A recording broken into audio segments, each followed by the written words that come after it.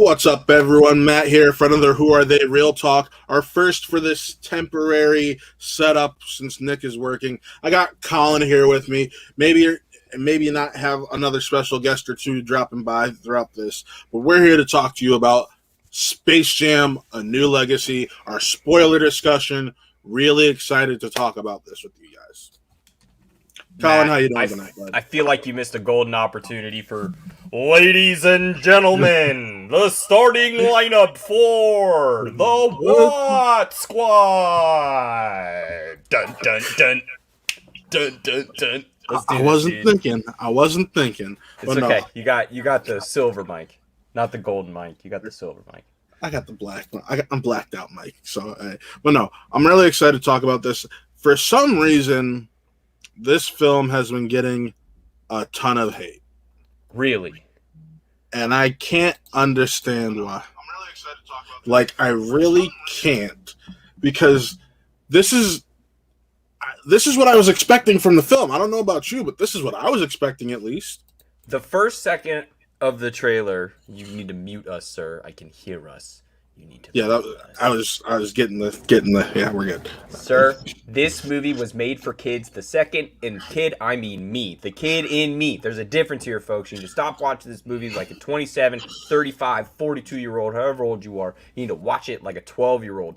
Second I saw all of the Warner Brothers characters like rushing in like a kid version of Ready Player One, I was like, this movie's going to be exactly what Warner Brothers wants it to be, an IP fest. They're just going to have a good time, and you can either enjoy yourself or you can strap on your I had a nice word and then I lost it. It's going to be your strap on your Nikes and go for the ride. Yeah, except some people expected to get like Air Jordan 1s, but instead they got like Jordan 25s.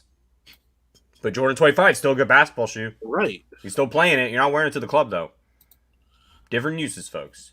Let's talk about this film. Dude, what did you think? So my non-spoiler reviews on the channel, I loved this film. And I think part of the reason why is because I saw it twice before it hit HBO Max. I had my press screenings. But one of those first times, or the first time, I had my godson with me. He was just turned 7 the other day. He's the perfect age group for this film. You want to know what? We're sitting there able to enjoy it together, go, to some of the stuff like the use of Bruce Timm's DC animation when they go to the DC world. Come on, like how could your inner 90s child not love that?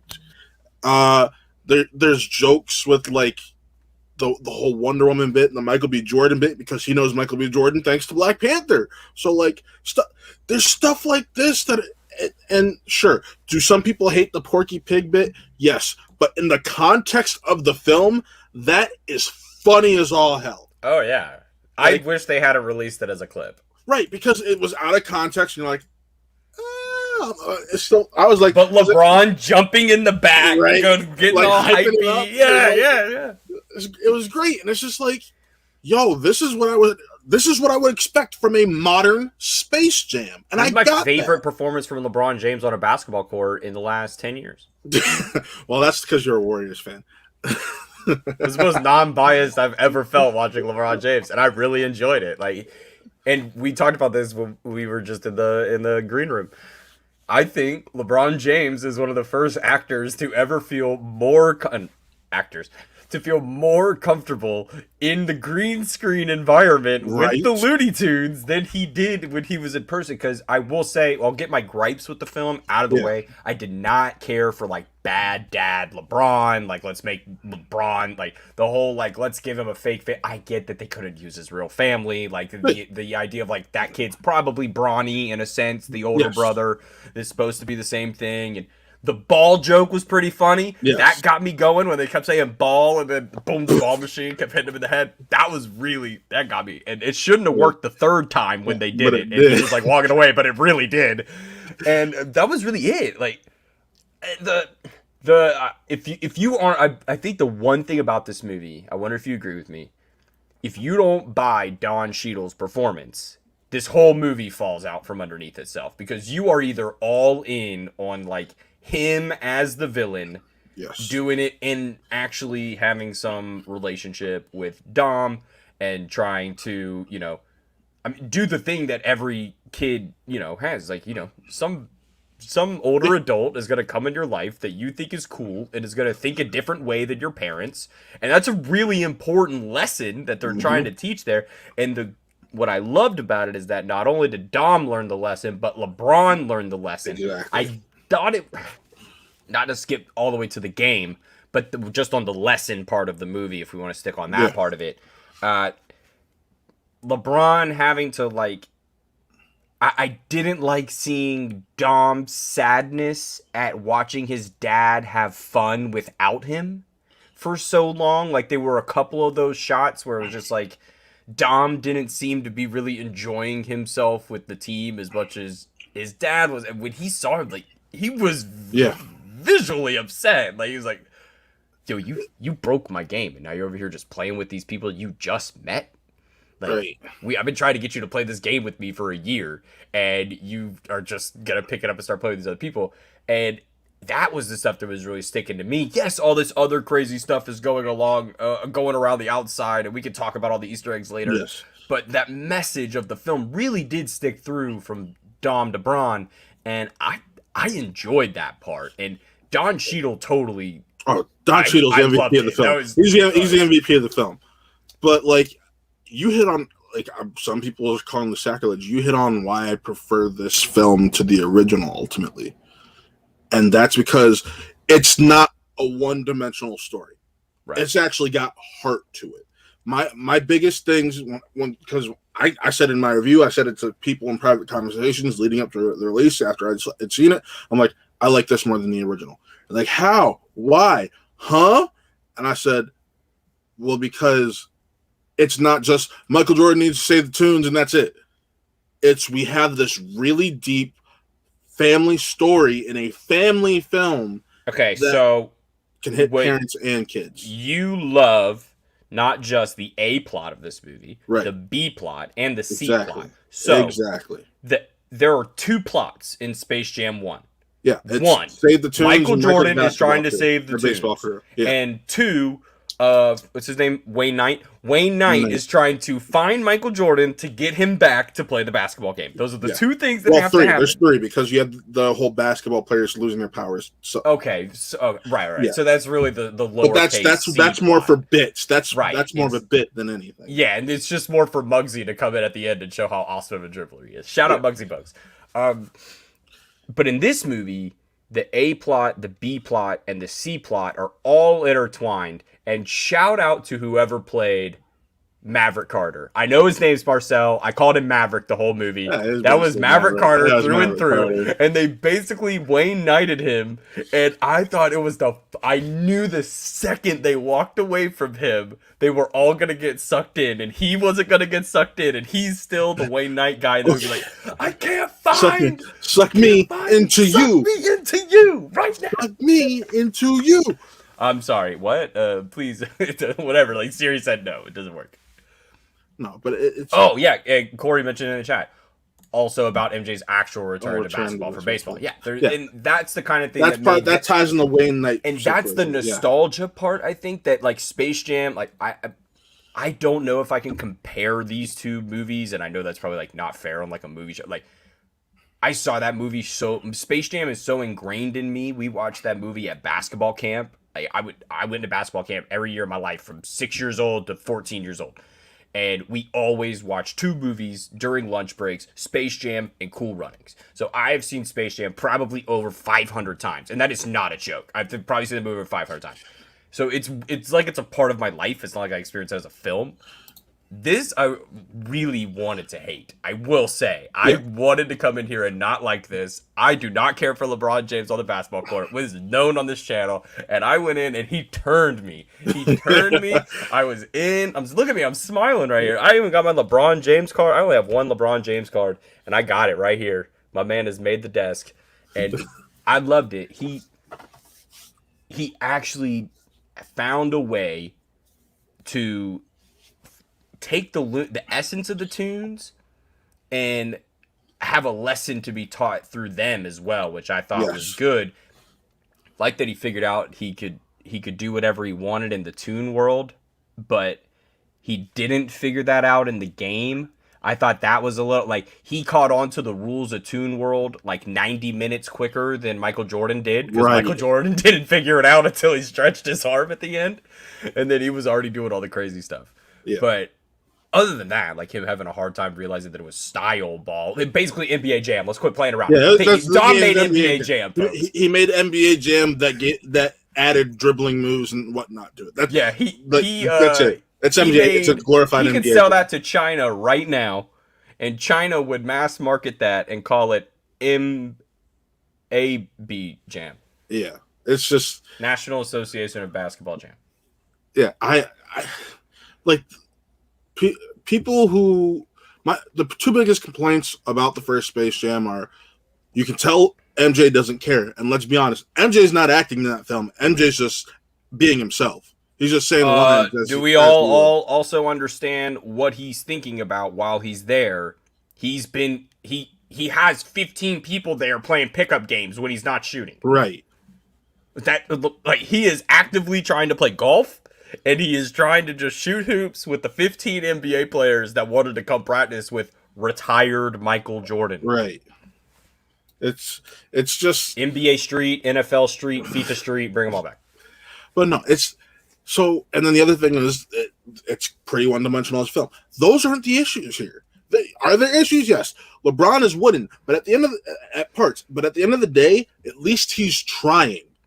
It's not just I'm here to collect my paycheck. I'm just going to act like myself, be myself. Do you think this movie?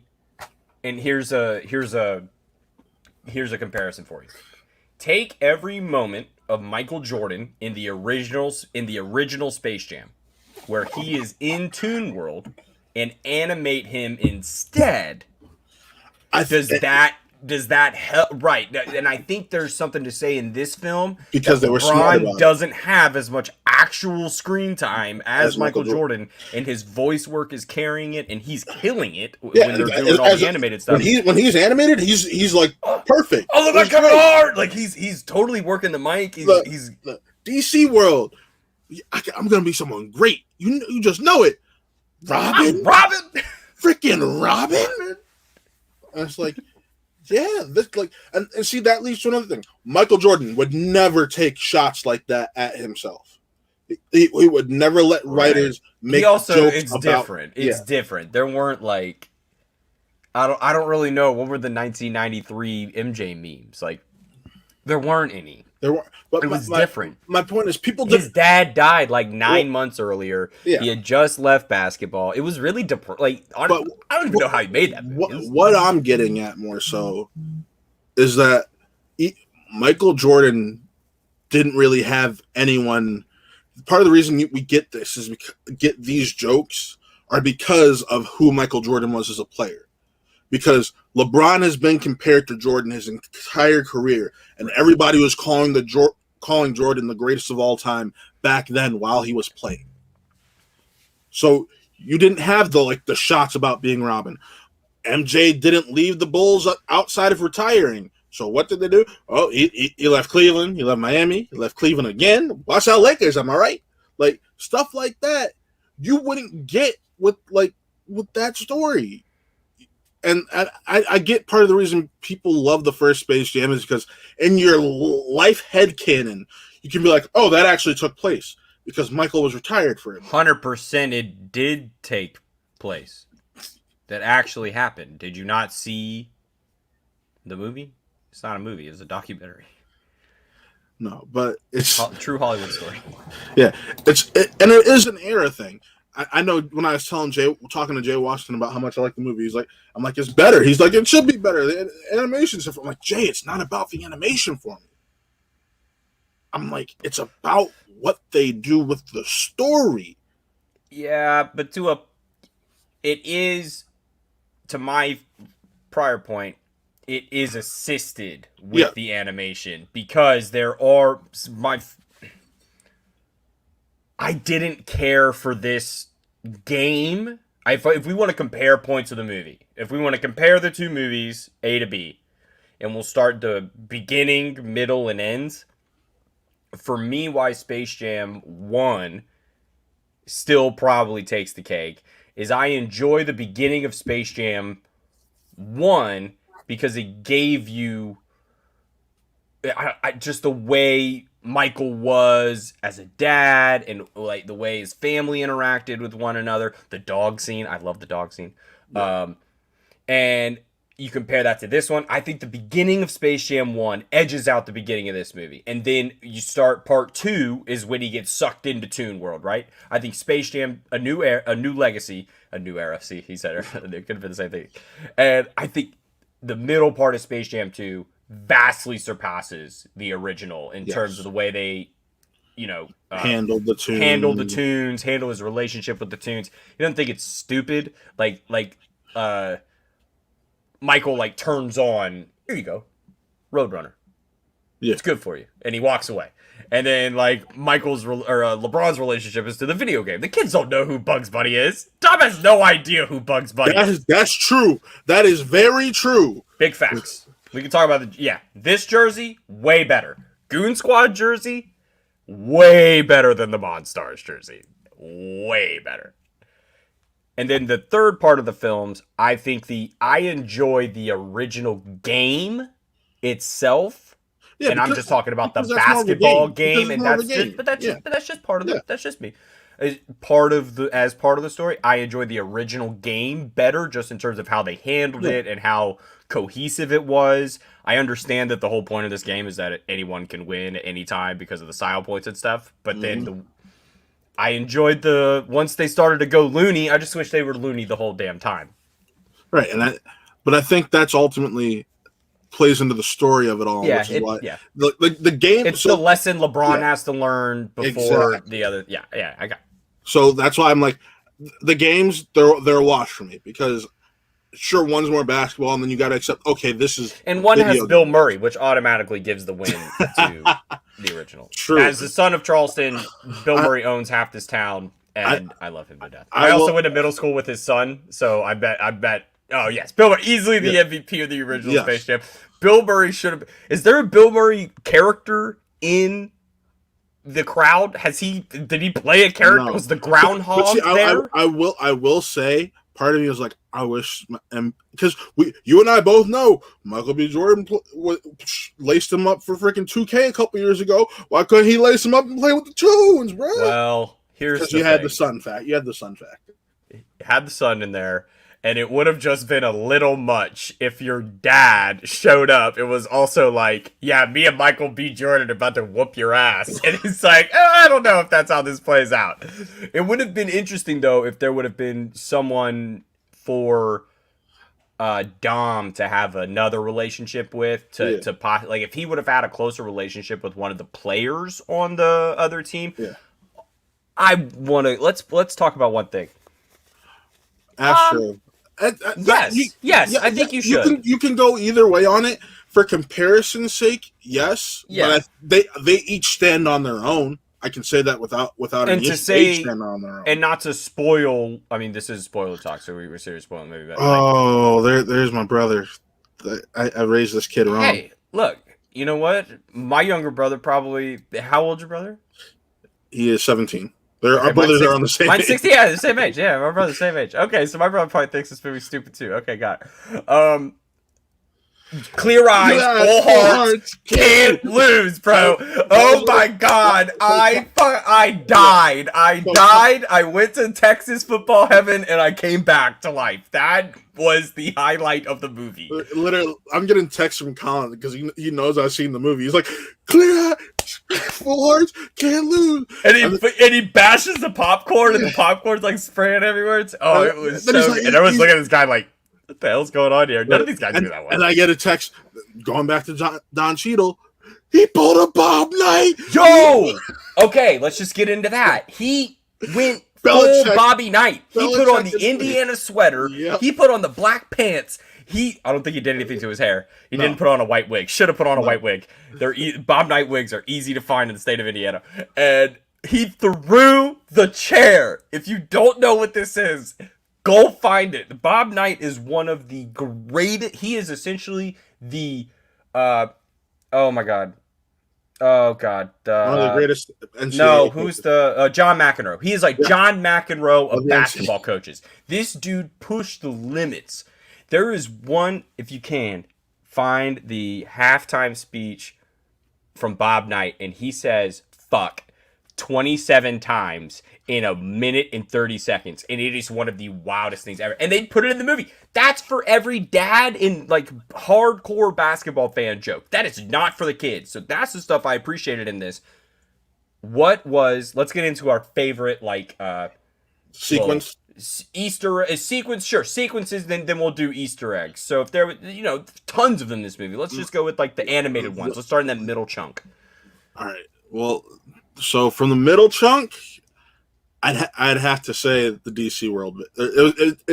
I consider the Wonder Woman, even though they did Wonder Woman as her own separate world, I consider that a part of the DC. But those two together, that looked to me like, and I'm comparing animation styles. Yeah. That looked to me like the they're trying to pull a Spider-Verse. No. The animation style of Wonder Woman felt to me on the lines of the they've been doing like the female-oriented superhero like story. Yeah. And I mean, that's all, folks. Like, come on. Like, you knew it was coming. But No. to me, that animation's the one that they've been using for some of the more like DC the kid DC movies. Yeah. Like the kid And the ones. the kid DC comics. Yeah. But Like that stuff. Were you able to figure out who was voicing her though? Which I think was a cool nod to the people who know the DC animated films. Rosario Dawson. Because she does it in War, right? She does a lot of the DC directed. Her Yeah, and Colby yeah, I Smulders knew do a that lot of was the DC directed. I knew I knew Because that. she sounds enough like Gal Gadot where a kid wouldn't know, and you're like, wait a minute, this. I didn't pick it up until my second viewing. I'm like, that's not Gal Gadot, but that voice is so familiar. I'm like, oh my god, that's Rosario Dawson. Yes, Bigfoot. I did have to pause for John McEnroe because Patrick McEnroe came up first, and that's his brother, so I had to get to John. Let's see. To me, I love everything in just the 5 seconds I got of Rick and Morty. I was in. That to me was perfect placement of stuff. Like that was on the level of the adult jokes, like Bobby Knight level. Yeah. Like it to me was like, oh, that's for me. My brother doesn't watch it, but he knows who Rick and Morty are, so he's gonna think it's funny, and like that's gonna, we all, my girlfriend and I looked at each other like, he's a Hufflepuff? Is that for real? Because I'm the head boy at Gryffindor, so I took that personally. I'm glad he's not in my house, to be completely honest. Like, I always thought he was a Gryffindor person, but that's just really. Yeah. He's a leader. King James, the lion. Always made sense. Yeah. I hear you on the lion part. I'm with you there. I'm not. But like, what position does he play on the Quidditch team? I don't think he's a seeker. No, he's probably. I think he's a keeper. No, I don't think he's a keeper. He's either keeper or chaser. I was about to say chaser. Chaser is where I think he'd be. The Harry Potter stuff was cool. They kept doing it. They kept showing the Quidditch teams in the background. They showed the Slytherin one time with the Nimbus 2001 brooms. Shout out to the Black Brooms. Best broom. Firebolt. I'm just talking about style, look-wise. Yeah. It's sleek. It's elegant. And then let's talk about the Bruce Timm section. I mean, the whole thing was straight out of Adventures of Superman, Batman the Animated Series. The music was perfect. It was spot on. They ripped the tone. Yes. It was perfect. It was so good. So like that would be my favorite part of the animation, without a doubt. If we're going based off of the game, it's Dame Time. That first Dame Time, and then you have Dame's song play with it. That was pretty sick. I was like, nice. And I said to myself, I'm like, wait, was that Dame? Like, because I'd never listened to Dame's music, period. You're not a Dame Dollar fan? I've never listened to Dame Dollar a day in my life. Wow. Until I only listened to them the day they come out for him, and then I never listened to them again. I'm like, this song actually slaps. What is this? Well, it was a great nod yes. to all the Quicksilver scenes from the X-Men movies. Yes. It was a beautiful nod to this like now thing that we do when somebody's super fucking fast, that they can also make everybody look super slow, and we can really make that look good now. So Yes. glad they did that. Who's your favorite in the crowd? Ooh, that's tough.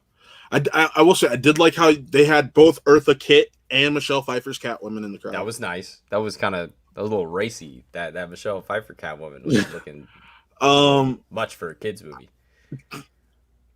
Also, I saw Robin's definitely saw Robin's balls. Whoever was dressed up as like 1960s Robin, that dude's panties were on a little too tight. I like the Mr. Freeze nod. There was a Mr. Freeze. There was the dude in the robe. Yeah, the and then there like was another guy that the other guy that looked kind of pale. Yeah, King Kong got nothing on me. I think King Kong was. Who else? Then they also had all the Mad Max references. Oh, yeah. The Wile E. Coyote Mad Max was so good. Witness me. I died. I love Mad Max. Guyanate can't stand it. And she looked at me like, "Oh my god, you love this." I was like, "Yes, this is amazing right now." And the fact that they actually put LeBron in the car and dressed him in real, it wasn't animated. He was actually in the outfit. That was cool. With the like mohawk fro. I was like, what? I was like, all right. Jabberjaw, Judy Jetson, King Kong. I mean, shoot, you had Flintstones in there. Mm-hmm. You had Dot from Animaniacs made a little appearance. All three of them. You can see them on the Warner Brothers Tower. All three of them, you can see them up there. And then there's an actual Dot statue in one of the scenes as well. And the boardroom scene. The Mask. Mask was in there. Lion-O and Chitara from Thundercats were in there. Shout out to my Thundercats heads. Oh, this is the one that got me emotional. Shout out to the sweatiest of them all. John Schnepp's Space Ghost was watching from above. Ghost. Oh my god, floating above. See, Space Ghost, the kid who stayed up way too late watching Adult Swim originally. Space Ghost, coast to coast. Let's go. Who else? Oh man, Mytor. Anyone? Frodo, Gandalf, and Sam as well, and Gollum. It was Frodo and Gollum as well with Gandalf. Wait, where were they? They were all up in there somewhere. Gandalf was tall, and then it was a shot of a tall dude, and then Shorty's next to him. Hold on, let me pull up this list. Gremlins, Beetlejuice, RoboCop. Gremlins was just hilarious. It's like, and they had the 3D glasses on. Oh, the Matrix scene with Granny. We got to talk about that. That was perfect product placement for the new Matrix coming out. They're like, remember, it still exists, and we do too. It's coming back. Captain Caveman, Magilla Gorilla. Yeah, Magilla Gorilla. Obviously, the Great Gazoo. That was a nice slap. The Martian Manhunter stuff was hilarious. Martian Manhunter is one of my favorite. Oh, excuse me. Oh, Your Airness. Oh. So good. Who else? We got Dick Dastardly, Mudley. Yes, the original Monstars in their non juiced up forms. Yes. The Moron Mountain Aliens. Better way to put them. Mama Fratelli from the Goonies was in there too. So I mean, just name your movie, name your ride at Universal or WB. They were all there. WB, they all pulled out the stops.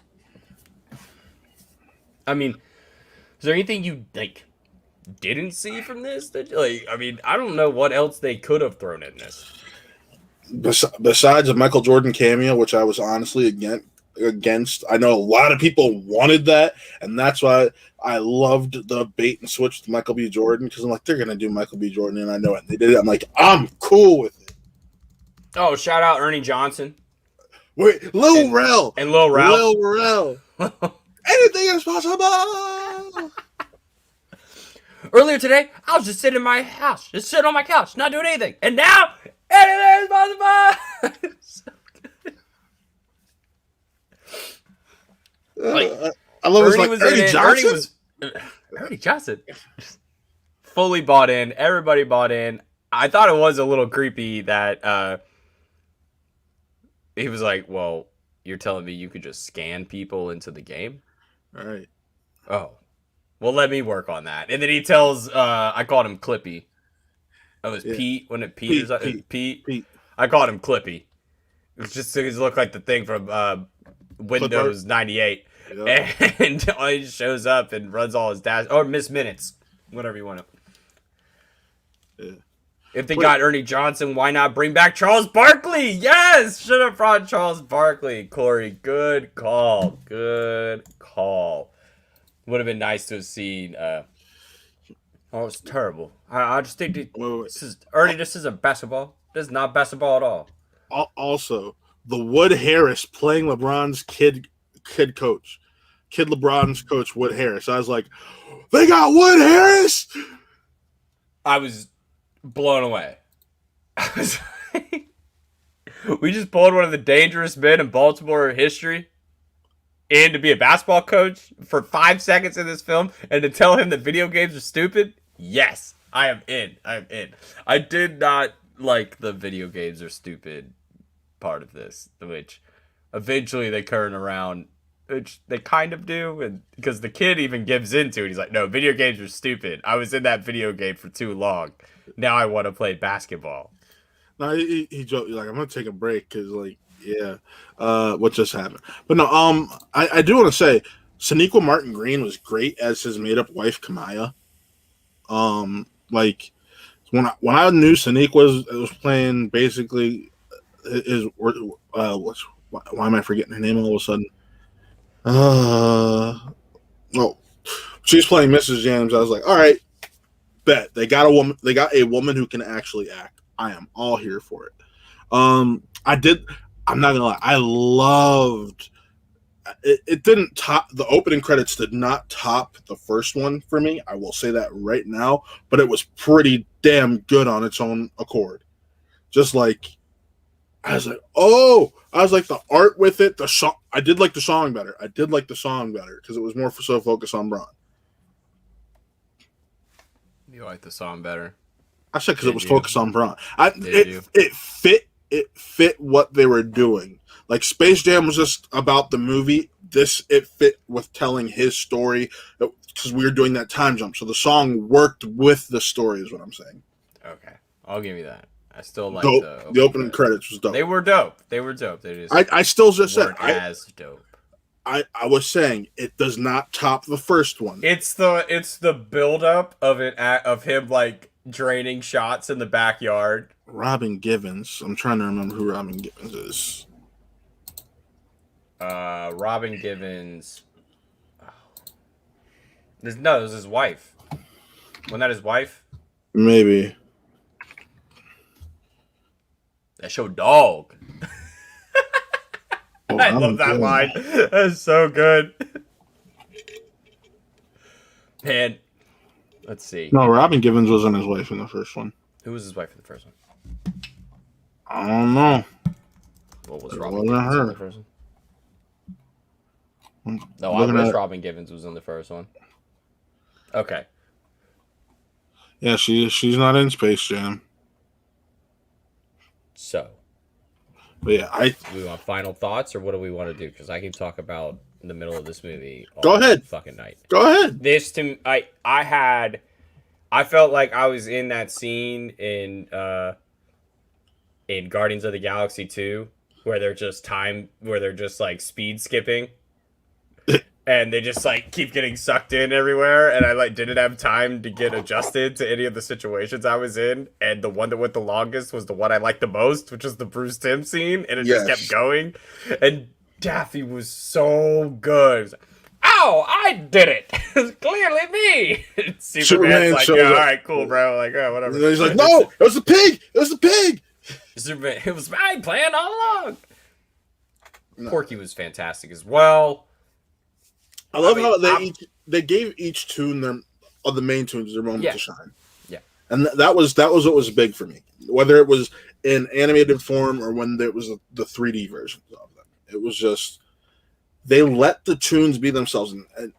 And when I say be themselves, be like they probably would have in the original Looney Tunes. Like Wile E. Coyote would have gotten that kind of acne machine, and then yeah. but we didn't have moments like that in the original. They just did random gags that didn't really fit their characters.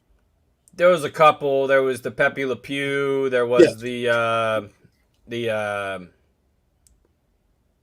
would you like your chicken original recipe or extra crispy? The Pulp Fiction one I've always been mixed on.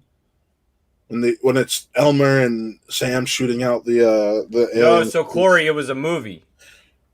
So it was a movie. In Space Jam 2, if you're watching the presentation, you see the poster.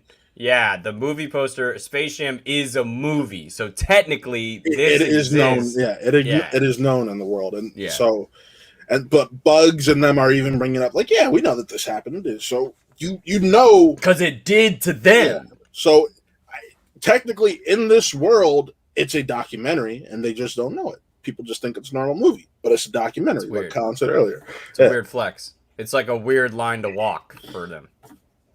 But I was talking to AJ, shout out to AJ Lancaster, and he's like, you want to know one thing I absolutely love about this movie? Because I was trying to get him on what the show's doing, their review for this and Pig in about 23 minutes. AJ, and I'm going to give all credit to them, he's like, I love how they figured out a way to make Warner Brothers the villain. And I was like, yeah, holy shit. I'm like, I didn't even think about it like that. I didn't even think about it. Like, I'm like, that's WB poking fun at themselves for knowing, hey, we've messed up in the past. I love Sarah Silverman in it for a second too. She was playing the dastardly, exact. It's like, yes, Young, totally agree. You're thinking exactly what I was thinking. Pepe Le Pew was not in this movie because of the Me Too. I've also heard what that scene was, and I have no want to see the Pepe Le Pew scene. So at the same time, do I want my Lola Bunny back? Yes. See, and here's the thing, people. I'll say this: a lot of people when they heard Zendaya, this is Lola Bunny, they're like, "Oh, I'm just gonna hear Zendaya." No, like there were multiple times throughout that film, like, "Oh, it's 7 lines." Didn't he like? How much she get paid? That's like a Glenn. No. Seriously, we called in my there's the Glenn Close Award for getting paid too much for doing too little, and I think Zendaya might have broken it. I think this might be it. I think she might have gotten paid the most money to do the least amount of work in the entire film. She is the end credit, and she is a voice actress. That is ridiculous. And all she had to do, she basically showed up and did like JJ Watt lines when he does Madden takes. Yep. And he shows up like, "Hey, get back on D. Yeah, Bron, nice ball. Oh, thanks, Bron." Like, she probably had the most scenes in that Wonder Woman sequence. Yeah. And the end, but it was like 5 lines in the scene. So like, it's like a day of work. Like easy show up. But like when people were freaking out when she was cast, I'm like, I listened to I watched the original Space Jam. Like, she has the right pitch. The problem with that was those people, and hopefully those people were in support of the original actress who was signed on to be Lola Bunny, and then there was something that happened where Zendaya got brought on last year into the process, and I'm pretty sure they redubbed all of her lines. I did not know that. That's what I've gathered in the Lola Bunny Twitter trending. So what I heard is people wanted Kristen Wiig, who did that weird version of Lola in that late 2000s version of Looney Tunes, where it was like Daffy and Bugs were roommates and all that. Like, yeah, I missed that one. It's not good. It's really not. Good. But like, she plays this version of Lola where I'm like, that's not my Lola, because she's literally it's Kristen Wiig voicing her, acting like Kristen Wiig, where she's all awkward and whatnot. I'm like, that's not my Lola. My Lola was confident. Like, my Lola was badass. Don't ever call me doll. Yeah, that Lola was a feminist. She just looked damn good doing it. Right. And I gotta laugh because remember, people are mad that they didn't. Yep, see, that version of Looney Tune was too adult. Joe knows exactly which version I was talking about. keep talking. I'm fine. Jennifer. I didn't even know Zendaya was voicing Lola Bunny until now. See, that's my point. Like, it's just it's. Oh, Looney Tunes Adult Party. No. Yeah, with Jeff Bregman, Bob Bergen, Fred Armisen, and Kristen Wiig. The Looney Tunes show is what it was called. No, it's called Looney Tunes Adult Party. No, I'm looking there's at it right now. There's a separate thing. Okay, that was this the also has Kristen Wiig. So you're telling me she did it twice? Yeah. Okay. That was the adult version they did of this show. It's literally called The Looney Tunes Show, and it's TVPG. There's 52 episodes of it, and it was the Cartoon Network. Oh, well, this is still going. Yeah. They're still making these. Yeah. This ended in 2014. I'll watch this. If it's like bugs hitting on Lola and getting punched, I'm down for that all day. But yeah, like it wasn't anything like special to me. But hey, cool. Y'all need to back your damn expectations down. Some of y'all. I mean, there are some people criticizing this movie like they were like it was supposed to be an Oscar contender. Bro, this ain't The Shining. Like, it's a kids movie, and see that there's a tweet that went viral. This isn't a Pixar movie either. Not every kids movie has to be a fucking Pixar movie too. That's another thing people got to realize. Not every one of these movies needs to like wow you with Oscar level stuff, and if it doesn't, cool. But like, I know a bunch of people that were super excited to work on this film, probably that hadn't got a chance to work in that animation style, that all got a chance to experience new stuff. Warner Brothers flexed all of its arms in this. This was a whole Warner Brothers wide production. This wasn't just a Looney Tunes movie. They pulled in everybody, and like, it wasn't easy. Right. Here's nothing about that movie seemed easy to make to me either. That seemed like a lot of people, and I watched those credits. There were a lot of thanks at the end. Yes. This is a tweet that went viral the other day, not only on Twitter, but Facebook. And it was a reminder that Space Jam is a movie made for children. It's supposed to be corny, cheesy, ridiculous, and goofy. They aren't making it for your 30-year-old ass. Facts. And unfortunately, it's people around our age or older who are the ones making a giant stink about this film. And not just sitting back and enjoying it for what it is. Because if you go back and watch the original... none of them have kids either. Right. And if they have kids, they're not watching it through their kids' eyes. If they're watching through their kids' eyes, they'd be like, wow, my kid loved this movie. Thank you guys so much for making a film that I could watch with my kids. Shut up. And that's the thing. Like I said, I watched it with my godson. He loved it. He was laughing the entire time. That makes me so happy. And he literally asked me, he's like, hey, when can I watch that again? So, like, I know part of Saturday... because we didn't get to spend time with him for his birthday party because I had to work and so did my girlfriend. So we're taking him to the Indians game on Saturday, and we have him for the day on Saturday, and part of the day is going to be watch Space Jam with him again because he wants to see it again. Had he seen the original? We watched the original literally right before my press screening, and he's seen the original before because of me. So, what does he think of the original? He likes the original. He enjoys it. He says basketball and football are his two favorite sports because they're fast paced, which I get. He's like, baseball's fine when I'm playing it. I'm pretty sure I just rubbed off on this kid in all the right ways because he's embraced geek culture, and all this. So he and I are always almost on the same page. Like. If he was, let's say if he was 20 years older, he'd probably be my best friend. Makes sense. Like that's how close he and I are. That's adorable. So, I mean, just being able to experience it for the first time with him made all the difference for me. And also, I just want to reiterate, Porky Pig got bars. Facts. All right, give me your one thing you want to say, all this, and then we can let the other guys give their thoughts at the top of the hour. Yeah. Well, I just want to say I love this movie.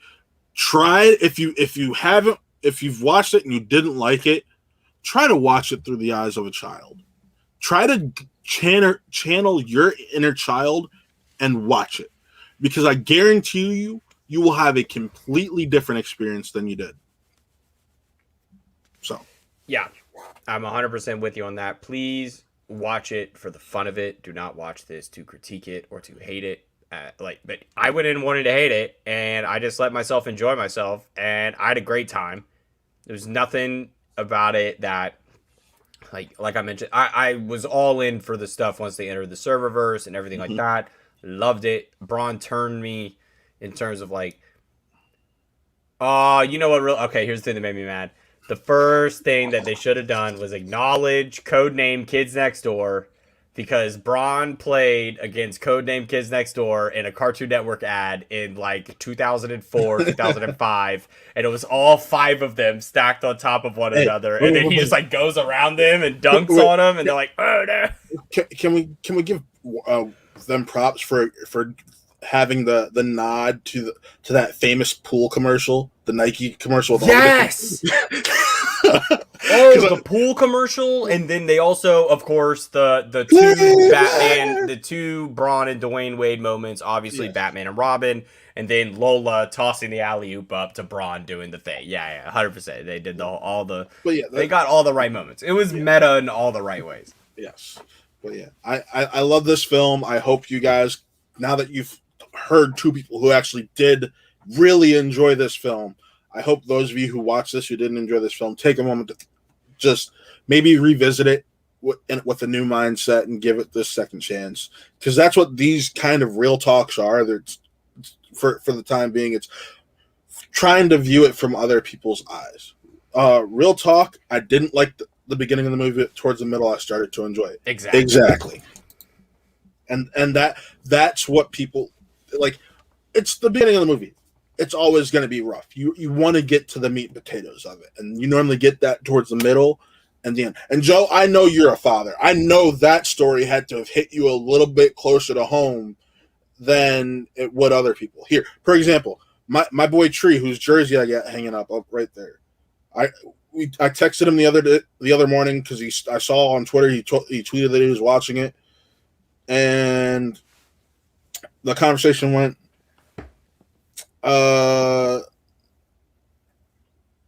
sorry, I had to find it. What you think so far? I started watching it because the baby was up. I fell asleep because the baby fell asleep in my arms. It's like, it's cool, but a little corny. I said, let's not act like the first one wasn't corny too. It's like, first one might have been better in my opinion. I need to watch it again. It's like, story-wise is definitely deeper because of the father-son thing, but I'm going to watch it again. I get a text unprovoked today. Watch it again. I love it. It is better than the first one. Great movie. I'm like, was it the father-son stuff? He's like, yeah. He's like, when you're not dead tired watching it first thing in the morning, it hits you a little bit different. Dead ass. Yeah, man. I give it I give it a 4. Yeah, I give it like a 3.9 out of 5. You gave it 4. I give it 3.9 out of 5. It hits the right chords. Yeah. It's just a great film. But that was tonight's Real Talk. So thank you for anyone who tuned in. Colin, thank you for coming on. Next week's Real Talk will be interesting because it's going to be a Snake Eyes. And I'm very curious how that's going to pan out. So, Snake Eyes. I gotta find a way to go watch that. I might have to go and just watch that by myself. That's what I'm doing. I'm going to go matinee it. Tree lied to you. That's my boy, though. I love you. I love you, Joe. Joe, we got to get your next gen system. We might have a full 5. Come on. Anyways, but yeah. So go ahead. So if you haven't already, like, subscribe, all that good stuff. Tomorrow's Spin from the Real, we got Nick Harley and Jada Paramo. Colin, are we doing the first episode of the sports thing this week? I hope so. Okay. That aiming for 8 o'clock, 8:30. 8:30 be safe because I'm working the FCL match. Yeah. Then Wednesday, first episode of Real Geek Core with Chris, Connor, and Shug. First issue of Real Geek Core is this Wednesday. Friday, Wrestle Reel Super Show. Be sure to check that out. Next Saturday, Saber Reels. Going to be talking about episode 13 probably with this man right here and Toby I won't be there, unfortunately, but it's going to probably be this man and Toby Barkwell. And And then next Sunday, Snake Eyes Real Talk. So be sure to tune in then. Go watch What the Show. Their show is starting in 10 minutes. If you want more thoughts on this film, go watch them in just about 10 minutes. That's What the Show on YouTube. Check them out. We love you guys over there at What the Show. And have a good night, everyone. I'm Matt, and this was another Who Are They?